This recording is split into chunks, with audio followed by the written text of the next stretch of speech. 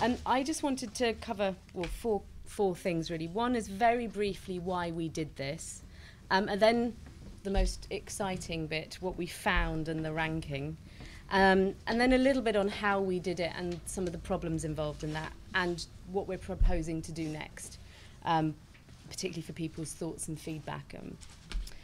I'm not going to talk about why we're bothering with aid transparency. I'm going to leave that to the High Commissioner and to Alex to talk about. But just one thing that I think we always need to be clear with, particularly with audiences like this one, we are not claiming that aid transparency is going to reduce corruption, solve the donor coordination problem, result in aligned aid between aid and domestic resources, resolve the off-budget problem, deliver predictable aid.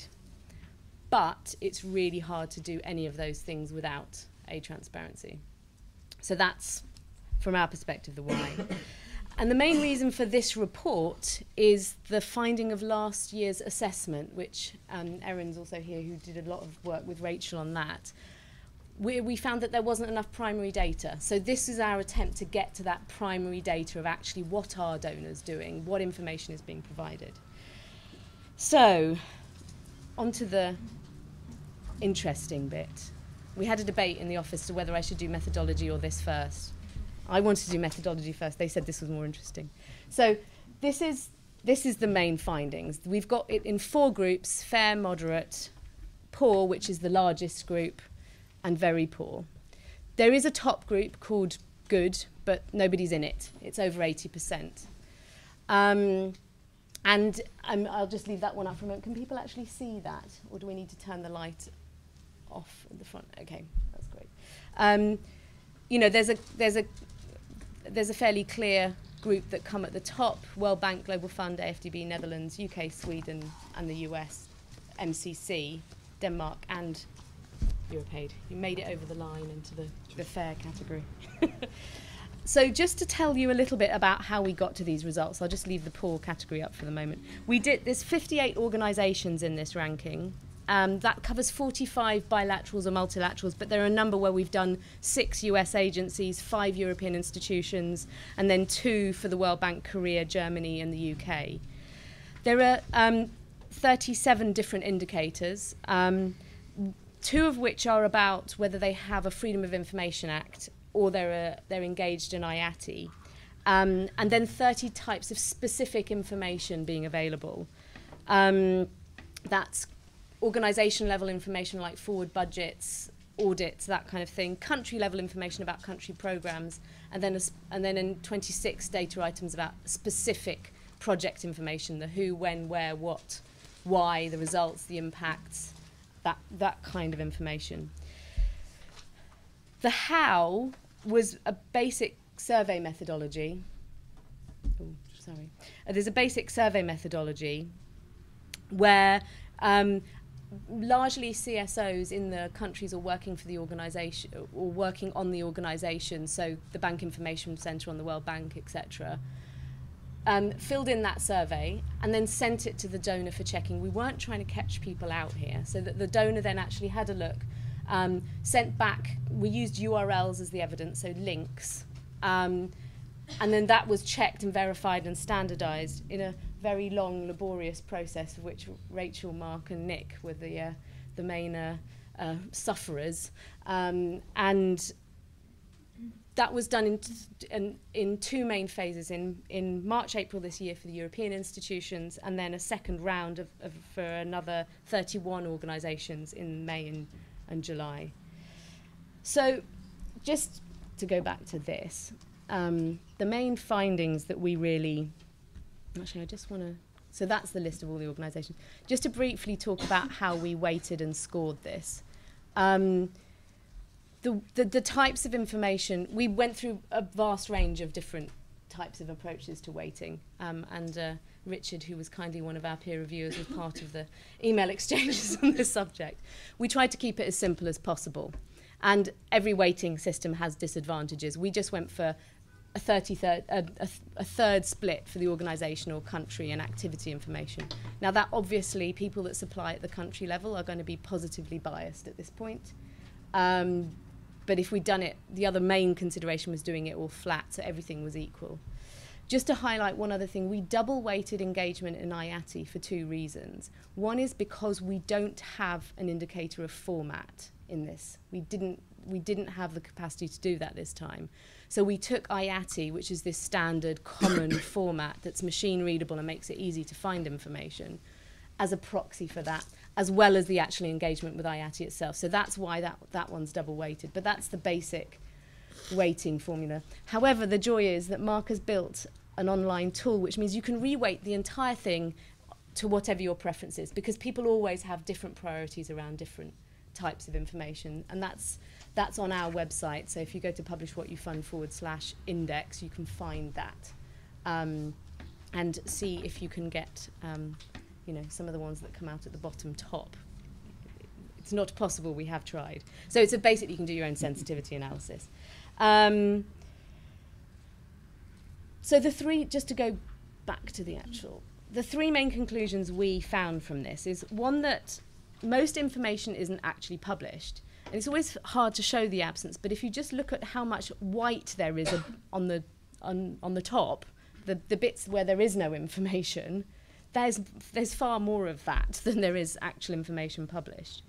No one got into the 80% category. The average is 34%, which is not exactly fantastic. And perhaps a bit more, if you take volume into account, there's some really large laggards. There are some really big donors that are coming in the poor category particularly. Some of the largest donors in the planet are coming in the poor category. A lot of the American, a lot of the US agencies, Australia, France, Japan, Norway, these are Spain, these are all big donors, and they're not doing well. Germany. The second big finding we had was that information is produced but not published. I won't show you the huge dot matrix that is the evidence for this, but we did, while the data was being collected, we checked whether it was always published or sometimes published. We didn't use the sometimes in the ranking, but there is a lot more information collected that isn't currently being published. For 11 of these information items, can you see that? So that's the actual. For 11 of those, there's less than 10 that are published. There are 10 that publish systematically, which is really rather low. The other thing around this use and the ability to actually use the data is that a lot of it is actually really hard to find. This was people checking and rechecking, going to 6, 7, 8 websites to try and find things. Huge numbers of broken links.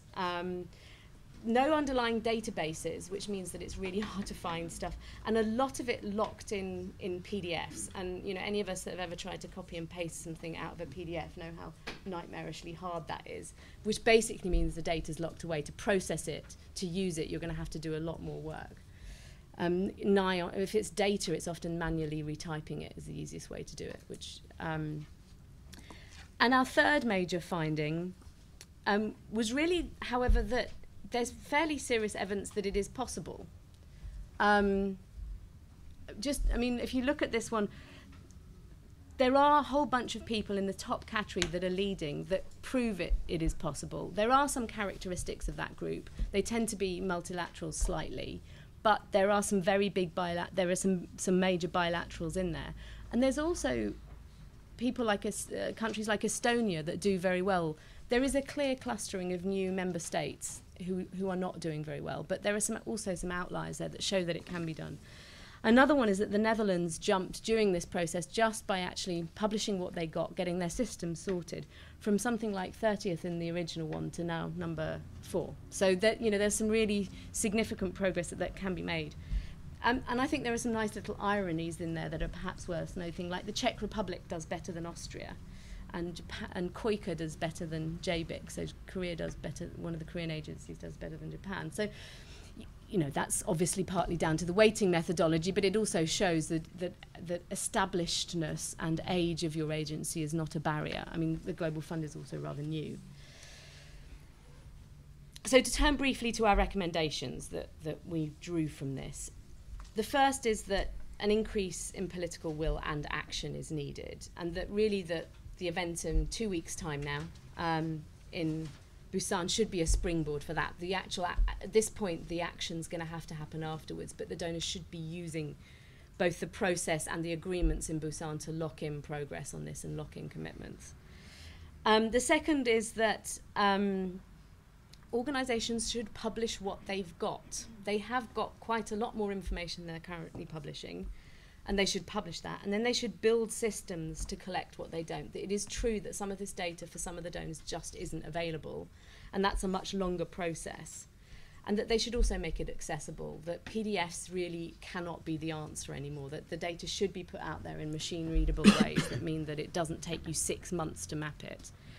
And that leads on to the final one, that this common standard, the International Aid Transparency Standard, needs to really be rallied round, because the major added value of putting money into publishing information is if it's then can be quickly used. And the standardization of that, or using the common standard, which is really very basic stuff, date formats in the same order, that you can pull out Uganda because it's tagged as Uganda, those kind of things. And it also needs to start being extended, so that we need to start looking at covering climate finance and some of the new donors, that as these larger amounts of aid come on stream, that information is also comes out in that common format, so it can actually be used. That's it. I have lots more on methodology. Thank you very much, Karin. I have no doubt you will be asked some questions about that later.